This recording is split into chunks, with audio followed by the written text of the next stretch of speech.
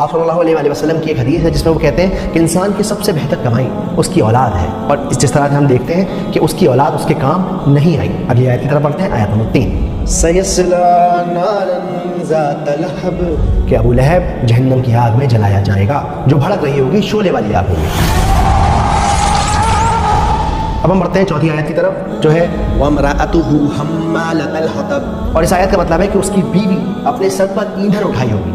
ایندھن کیا کہ وہ لکڑیاں ڈھو رہی ہوگی جہنم کے اندر۔ اس کا کام یہ ہوگا کہ جلنا تو ہے ہی ہے، اور ساتھ میں آپ کو جانا ہے، اس کو جانا ہے اور جا کر یہ لکڑیاں لے کر آئے گی اور اس آگ کے اندر لکڑیاں ڈالے گی۔ تو جب ہم آگ میں لکڑیاں ڈالتے ہیں تو کیا ہوتا ہے؟ آگ اور تیز ہوتی ہے، تو اپنی آگ یہ خود بخود جلائے گی۔ لیکن یہاں مزے کی بات یہ ہے کہ اللہ تعالیٰ یہ بھی کہہ سکتے تھے کہ وہ جہنم میں جلے گی، وہ جہنم کا عذاب زندگی بھر جھیلتی رہے گی۔ یہی کیوں کہا کہ وہ لکڑیاں لے کر آئے گی؟ دیکھیے یہاں سمجھنے کی بات یہ ہے کہ وہ اپنی زندگی میں کیا کرتی تھی۔ آپ فکر نہ کریں، اب جو میں کہتی ہوں وہ کرتے جائیں بس۔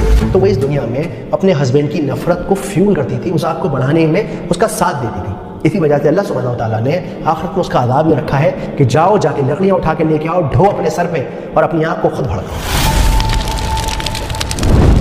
اب یہاں پہ ایک اور ضروری بات ہے، بہت امپورٹنٹ بات ہے، جب بھی آپ نماز میں سورت کو ریسائٹ کریں تو ایسا نہیں کہ آپ گئے وَامْرَأَتُهُ حَمَّالَةَ الْحَطَبِ، نہ، ہما ایک پاورفل لفظ ہے، بہت ہی زیادہ اس کے اندر اثر ہے، ویٹ ہے، تو آپ جب بھی پڑھیں گے آپ کو اس پہ زور دینا ہے۔ وَامْرَأَتُهُ حَمَّالَةَ الْحَطَبِ، آیت نمبر 5 کی طرف پڑھتے ہیں جو ہے فِي جِيدِهَا حَبْلٌ مِّن مَّسَدٍ، اور اس کے گلے میں مونج کی رسی ہوگی، یعنی ناریل کی چھال والی رسی ہوگی۔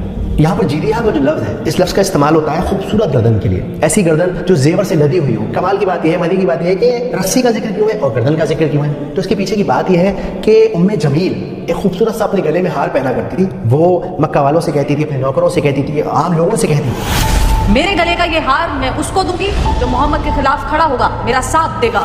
اور Subscribe for part 9.